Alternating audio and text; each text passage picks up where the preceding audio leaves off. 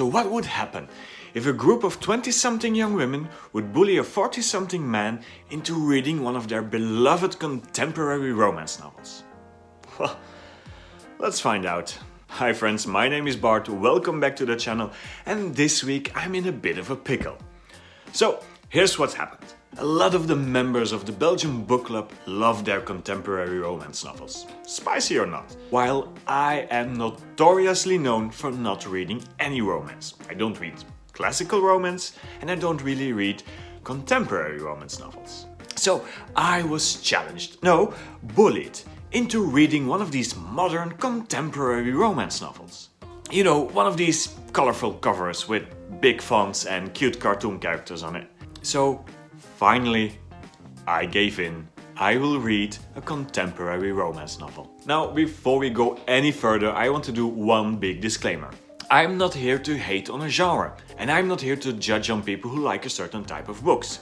If you enjoy romance novels, good on you. By all means, read them. You do you. Have fun, because in the end, that's what it's all about. Having fun while reading. So even if I joke a lot about contemporary romance novels, I'm not against them. They're just not for me.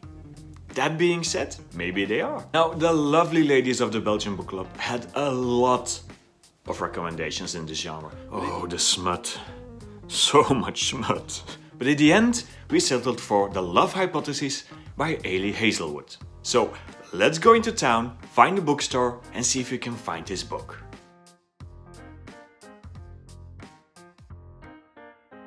So I found it, but now I have to check this one out. This is my walk of shame.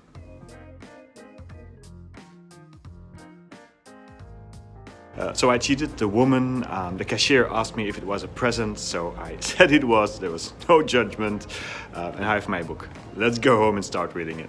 So here I am with my gift wrap book, ready to start reading, and by sheer coincidence, it is actually my birthday tomorrow. So I guess this is going to be the first present this year.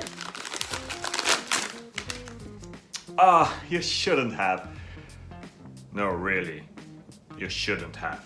So, I do not know much about this book. I am told this is a slow burn romance novel, which I guess means they don't snog within the 21st pages. And I am told that there is one scene or one section of the book which gets a little bit steamy. So let's get into it, let's start reading, and I'll share my thoughts with you as I go along. So I'm a few chapters in now, and what strikes me right away is what I thought was going to happen, and it is a very predictable book. And I think this is very typical for contemporary romance novels. It is built around certain tropes, certain cliches, and that makes it very predictable. Now, is that a bad thing? I can see how this predictability actually attracts people to the genre. Within certain rules, you know what's going to happen, and it is very safe escapism. And I would actually argue, and this is going to be an unpopular opinion, but I would argue that, in a way, fantasy, as a genre, does the same. It takes certain tropes, it takes certain cliches, and it offers a safe form of escapism. And even without having to have read many contemporary novels, I already know what is going to happen. This book feels like a rom-com, a movie. This book feels like a series, like Emily in Paris. Although I must say, it is an entertaining read that is actually well written. So let's read some more and I'll check in later. Right, so I've read about a third of the book now, and I will admit to liking two things. First, this book is about the world of academia. And I must say, having some experience myself with the world of academia, this author knows what she's writing about. There are a lot of problems with the academic world, with universities, with pursuing a PhD, and this book actually addresses quite a lot of them. Second thing, this is actually a very funny book. There is a dry, cynical humor to it that I can really appreciate. And especially the male lead character, I guess, Dr. Adam Carlson, is someone I can relate to. His idea of humor is as black as mine and as black as the coffee we both like. In fact, Dr. Adam Carlson and I have a lot in common, and I am secretly suspecting the ladies from the Belgian Book Club to have picked this book for me because they knew. They knew I was going to pine for the male lead character.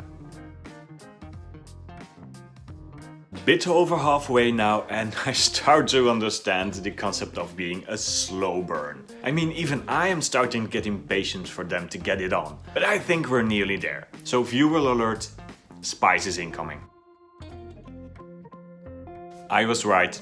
There was smut. So I'm not going to go too deep into that section of the book because I don't want to get flagged by YouTube. All I'm going to say is I'm a bit underwhelmed. I mean, yes, it was graphical, I guess. And again, it was written quite well, but the female character, Olive, just doesn't shut up. I mean, shut up for one moment and enjoy whatever you're enjoying. But apart from that, the only thing about having read these chapters is that I can hear the entire Belgian book club cheering in the background because I've read smut. Right, so I'm back, I've finished the book. Final thoughts. I did not hate it. Actually, it was a very entertaining read. It's very well written, it's funny, it does address a few problems that are endemic to the world of academia. I will argue, however, that I'm not sure if this book is the place to address them. I mean, if you want women to be taken more seriously for their scientific work, don't write a clumsy, whimsical female lead. That being said, yes, it is predictable, yes, it is silly at times, but that's okay. If you are a fan of the genre or you want to explore it, why not start here? But now I want to hear from you. Are you a fan of this genre? Do you read contemporary romance novels or perhaps classical ones? Let me know in the comments. That was it for me for this week. Thank you for watching. Hope to see you next time. Bye.